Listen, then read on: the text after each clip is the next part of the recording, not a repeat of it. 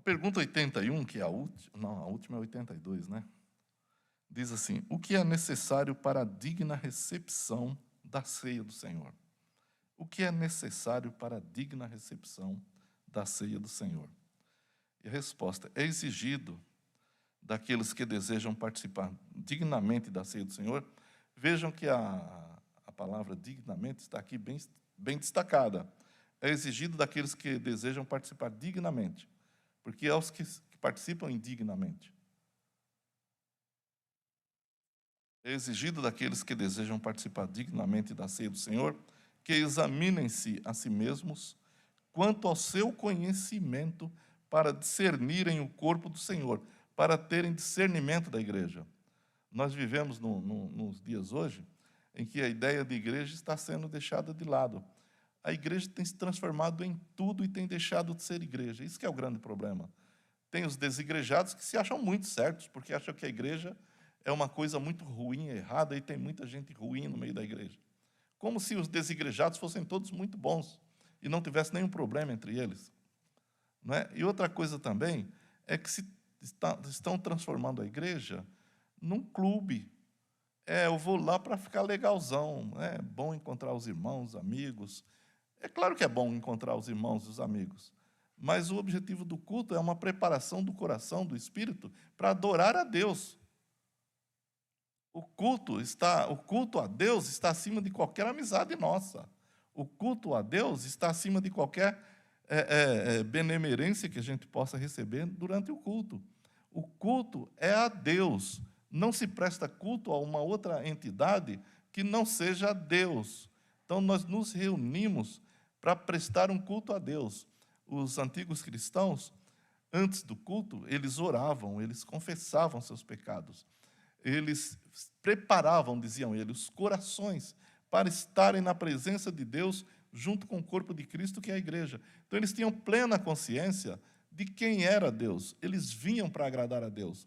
Uma coisa que me admira muito nos nossos pais cristãos é que eles viviam e sofriam uma intensa perseguição, mas você não encontra registro, nem bíblico, nem histórico, em que eles pedissem a Deus para que fossem livres daquelas perseguições, daqueles problemas. Eles pediam sempre a Deus coragem para nunca desistirem da fé, apesar dos problemas. E eles se sentiam privilegiados por sofrerem afronta por causa do nome do Senhor. Então você não encontra eles pedindo. É errado pedir? Não sei. Mas você não encontra, é disso que eu estou falando, você não encontra registro histórico ou bíblico de que os crentes pedissem a Deus para que as perseguições cessassem. Eles pedem coragem para testemunhar no meio das perseguições. Eles iam até o fim, eles davam a vida. Eles não tinham a vida por preciosa, como disse o apóstolo Paulo em Atos 20. Eu não tenho minha vida por preciosa, contanto que eu cumpra com galhardia o ministério que recebi do Senhor. Então, essa ideia de igreja, que é a ideia bíblica, neotestamentária, está deixando de existir. Isso é uma grande pena. Isso é uma perda, na verdade, para nós. Porque o evangelho deixa de ser teocêntrico ou cristocêntrico para se tornar antropocêntrico. O homem vem para ser satisfeito. Como se o homem fosse objeto do culto e Deus estivesse para nos satisfazer. Na verdade, o culto a Deus é ao contrário. Nós vimos para prestar um culto a Deus e fazer com que o coração dele se torne feliz e agradável a nós.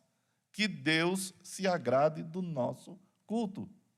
Não é que a gente se agrade ou não do culto a Deus.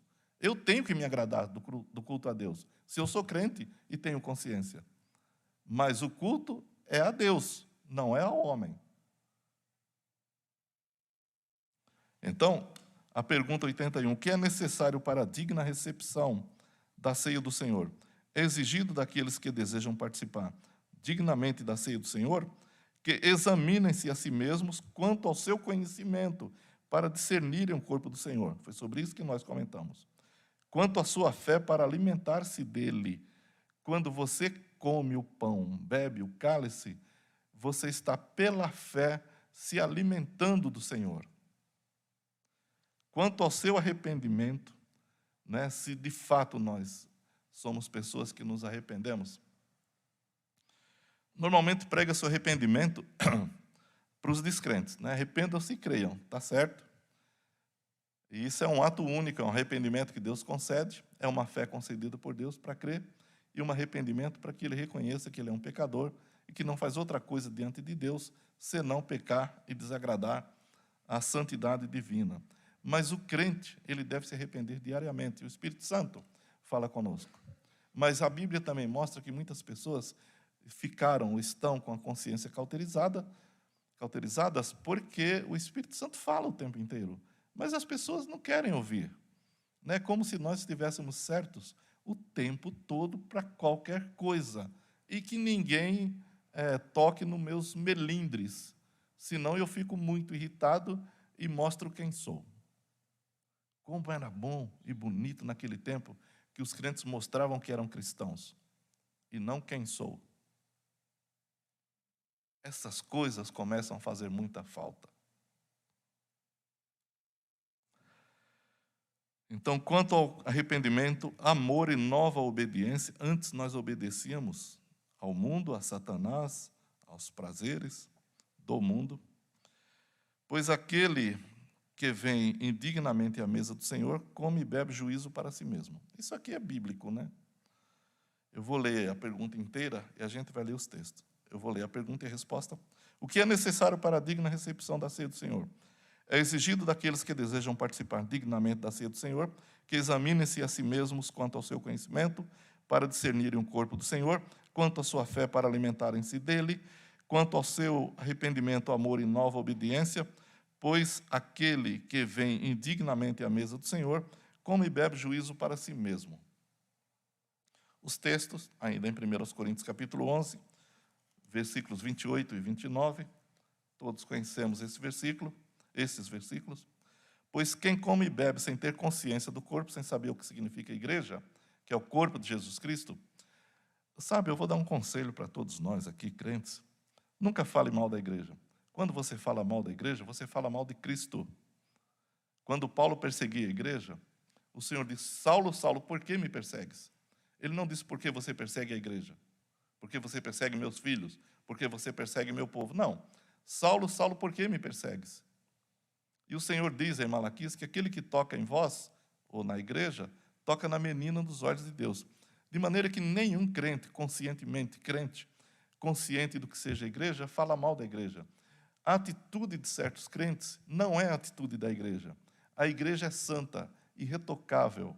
A igreja é o corpo de Jesus Cristo. A igreja é pura, é santa, é imaculada. É a noiva do Cordeiro. Você não pode tocar na noiva do rei sem sofrer consequências. Portanto, é necessário que nós tenhamos consciência do quê? Se alguém da igreja, se algum membro da igreja tem um comportamento inadequado, nós devemos tratar com essa pessoa pessoalmente. Jesus diz em Mateus 18, se o teu irmão pecar contra ti, vai você e repreende-o, ou exorte-o, ou eduque-o entre ti e ele só. Se te ouvir, ganhasse a teu irmão. Se não te ouvir, leva contigo 2 ou 3 testemunhas, 2 ou 3 pessoas de confiança, para que exortem aquela pessoa. Se ele não ouvir você e as testemunhas, dize-o à igreja. Se ele não ouve a igreja, daí então considera-o a igreja em reunião, considera aquela pessoa indigna de fazer parte do corpo de Cristo na terra, porque o procedimento dela é de falta de arrependimento. E crente que não se arrepende, é necessário que seja tirado do meio da igreja, conforme o ensinamento do Senhor Jesus Cristo. Mas há esse processo. E outra responsabilidade é de cada um de nós, de fazer com que nós tenhamos comunhão. Não se põe o sol sobre a tua ira. Né? Se você vem trazer ao altar, disse Jesus, a tua oferta, e você lembra que teu irmão tem alguma coisa contra você, procura teu irmão. Reconcilie-se com ele. Irmãos, cristianismo é comunhão total e absoluta. E é necessário que nós busquemos essa comunhão, que cada um de nós se esforce. Não é no sentido de que eu sou capaz de aconselhar o outro, mas se acontece comigo, eu mostro quem sou. Não, a gente tem que mostrar que é cristão o tempo inteiro. Não importa o que nos aconteça, não importa o que digam de nós somos cristãos. A ceia representa essa comunhão de uns com os outros e com Cristo. Então é necessário que nós busquemos de volta esses valores que estão se perdendo no tempo. A igreja de Jesus Cristo está sendo desfigurada pelos próprios crentes. E isso é errado. Nós não podemos fazer isso. Nós temos que ter um coração humilde diante de Deus. Nós temos que nos humilhar diante da santidade divina, confessar esse tipo de pecado e dizer: Senhor, me transforma, me dê arrependimento, me ajuda a entender. É assim que a gente ganha as nossas batalhas. Então, 1 Coríntios 11, 28 e 29 diz isso. Examine, pois, o homem a si mesmo e dessa forma coma do pão. Quem come e bebe sem ter consciência do corpo do Senhor, come e bebe para a sua própria condenação. O outro texto, 2 Coríntios 13, 5. Depois a gente volta para 1 Coríntios 11. 2 Coríntios 13, 5.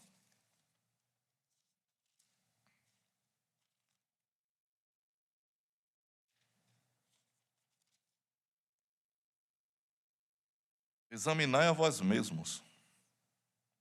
2 Coríntios 13, 5. Examinai a vós mesmos, para ver se estáis na fé. O que o apóstolo está dizendo aqui, veja o que você faz e veja o que é o ensino bíblico. O ensino bíblico é o espelho.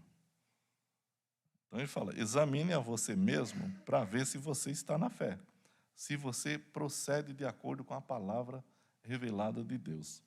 Provai a vós mesmos, ou não reconheceis que Jesus Cristo está em vós? Se Jesus Cristo está em vós, o nosso procedimento é diferente, a nossa cosmovisão é diferente, a não ser que já estáis reprovados.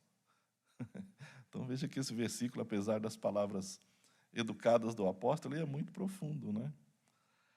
E 1 Coríntios 11, 31 diz assim: se julgássemos a nós mesmos, não seríamos condenados. Então, quem tem a capacidade de olhar para si, de analisar seus próprios atos, não vai receber condenação externa. Arrepende-se antes. Quita a sua dívida. 1 Coríntios, ainda no capítulo 11, do 18 ao 20.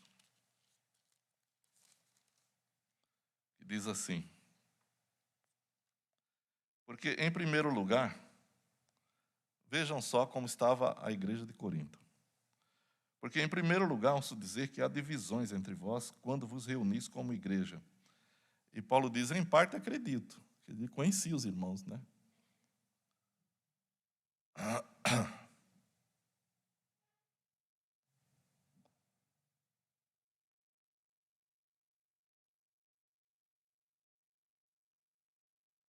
Porque, em primeiro lugar, ouço dizer que há divisões entre vós quando vos reunis como igreja. E, em parte, acredito nisso.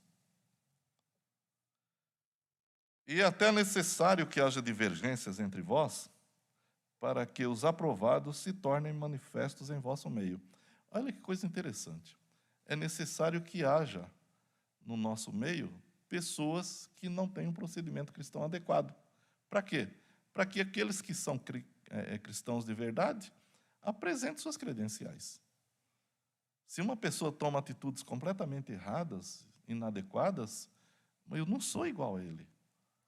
Eu sou cristão. Então, a minha atitude, mesmo em relação àqueles, é necessário que seja demonstrada como cristã. Se eu ajo de acordo com o que eu condeno, nem coerência eu tenho. Portanto, quando vos reunis no mesmo lugar, não é para comer a ceia do Senhor. Paulo está dizendo: olha, se o procedimento de vocês é esse, sem completa consciência, vocês não estão reunidos para comer a ceia do Senhor. Vocês vão comer um pão e um vinho aí, beber o vinho.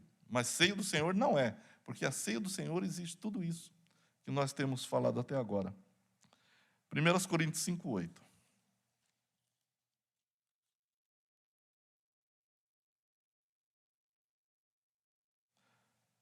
Portanto, celebremos a festa não com fermento velho, ou seja, nós não somos mais o que nós éramos, nem com fermento da maldade e da corrupção, mas com os pães sem fermento, com os pães ázimos, da sinceridade e da verdade.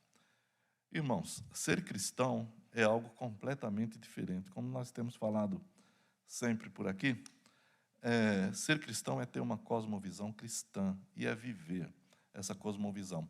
Quando nós somos chamados ao reino de Deus, a Bíblia diz que nós somos embaixadores de Deus. Portanto, o embaixador de Deus, ele age de acordo com os princípios do reino dele, não de acordo com a cosmovisão mundana, humana. Não é? Isso realmente transforma o nosso cristianismo em nada, porque nós somos exatamente iguais, ou seríamos exatamente iguais às pessoas que não têm Cristo, porque o nosso procedimento é igual. Não adianta a gente falar, eu sou crente, sou membro da igreja X, Y, mas e o procedimento? Né, como já dissemos tantas vezes, dizem que o Brasil tem cerca de 50, 60 milhões de evangélicos. E o que isso mudou no nosso país? Já pensou uma comunidade efetivamente cristã, com uma cosmovisão cristã, de 60 milhões de pessoas? Como faria diferença? Mas não faz diferença. Por quê? Porque está seguindo os princípios normais e comuns do mundo. Vem para a igreja, ficam alegrinhos, cantam, dançam, levanta a mãozinha, bate o pezinho, grita glória, e o procedimento? Exatamente igual do mundo. Quando sai da igreja, está ali. Não pisa no meu pé. Se tocar no meu calo, vai ver quem eu sou. Então, temos que voltar às origens. 1 Coríntios 11, 27 a 29, creio que a gente já leu parte desse texto. 1 Coríntios 11.